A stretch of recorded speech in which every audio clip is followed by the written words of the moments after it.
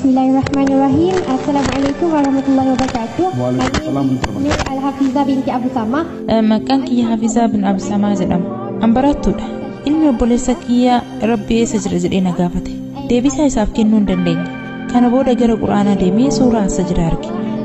Lakkoofsa aayaa irraanfadhee jira. Jechichi summa istawaa alal arshi jedha. Wanti na cinqaa jiru Rabbi arshii gubbaa jiraata jechuudha. Istawaa fi arshii jechuun maal jechuudha? Gaafiin lammataa gaafii riyaadiyyaati. Dhiifama barreeffama ni kennite. Musliimoota jidduutti garaagarummaa argee jira. Mazhaba afurtu jira. Gariin isaanii ammoo Wahabii jedhamu. Sababa kanaafis wal dhabdeen ni mul'ata. Gorsa akkamii isaaniif kennita? Gaafiin sadaffaa dhiifama kunis gaafii riyaadiyyaati. Akka doktora musliimaa tokkotti ati doktora musliimaa waan taateef yaadni talaalii yookiin kittibaata irratti qabdu maali? Gaafiin kiyya kanniinu. You are a Muslim doctor. What is your stand on vaccines? That's all. So that's three questions. Last question.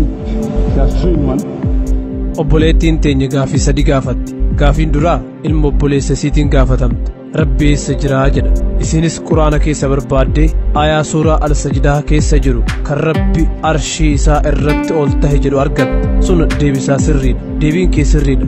Rabbi arshii gubbaatti ol tahe. Haa ta'u malee Rabbi suuraa al-shu'araa aayaa 11 irratti laysa kamithlihi shay'un wa huwa as-samii'ul basiir. Wanti isa fakkaatu tokkolleen hin jiru.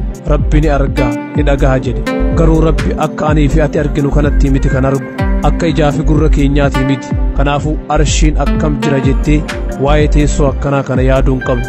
Arshiin Rabbi akkam jira Rabbitu beeka. Quraanni Rabbi arshii irratti ol tahe jedha. Sun deebisaa sirriidha. Arshiin isaa bal'aadha. Nuti waa'ee arshii kanaa akkanaa fi akkas jennee yaadutti jirra. Nuti waan hadiisa keessatti waa'ee arshii ibsame ni fudhanna. Wanti isarratti daballu hin jiru. Hadiisa Nabi Muhammad sallallahu alaihi wasallam tokkotu jira. Intala takka itti fidan. Nabiin sallallahu alaihi wasallam mucayyoo san mu'mina ta'uu fi ta'uu dhabuu isii qormaatu barbaadan. Achiin ergamaan Rabbi sallallahu alaihi wasallam Rabbi eessa jira jedhanii gaafatan. Isiinis Waaqa gubbaa jettee deebiste. Nabiinis isiin tun imaana qabdi jedhan. Sababa kanaaf yeroo du'aa goonu harka keenya ol qabnu. Sii galee? Eeyyen. Kanaafuu deebisaan kee Rabbi samii gubbatti ol tahe jedhu sirriidha. Rabbi arshii isaa irratti ol tahee jira.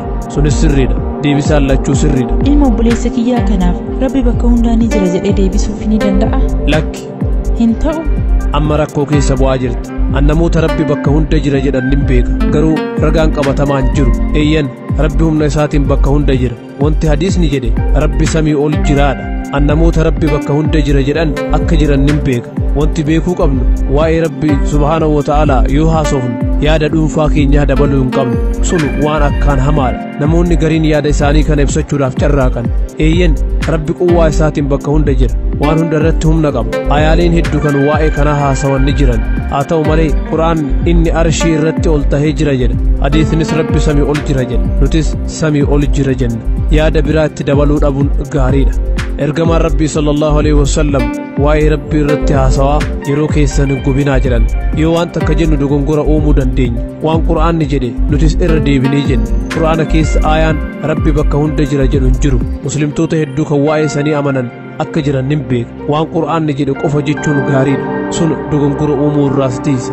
Gaafii kee kan lammataatiin wal qabatee gaafii lammaffaa moo sadaffatu waa'ee talaalliiti? Sun gaafii sadaffaati. Gaafiin lammataa waa'ee mazhabaati. Mazhaboota hedduutu jira. Hundi isaaniituu wal qeeqan.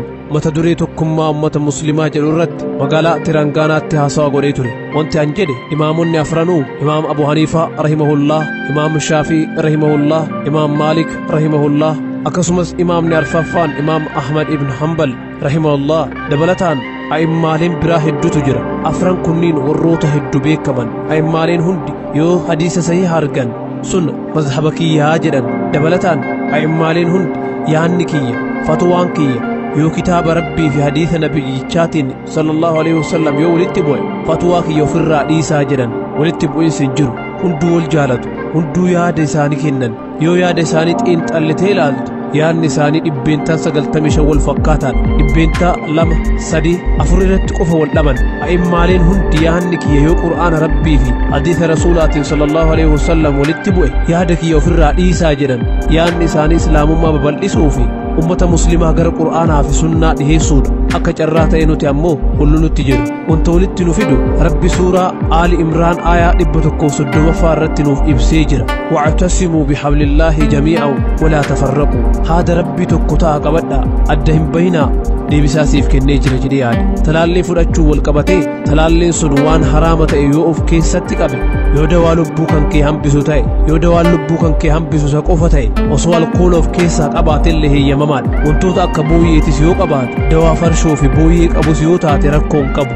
Dawaan ati fayyadamtu sun farshoo fi wantoota haraama ta'an kan biraatis osoo qabaate, dawaan lubbuu kan kee fayyisuu danda'u ammoo isa qofa yoo taate islaamummaa keessatti heeyyamamaadha. Yoo faallaa kanaa ta'e yookiin ammoo akkanumaan haala nagayaa keessatti fudhachuuf yoo taate haraama deebisaa kennee jira jedhee yaade. وآخر دعوانا أن الحمد لله رب العالمين. Hope that answers the question. وآخر دعوانا الحمد لله رب العالمين.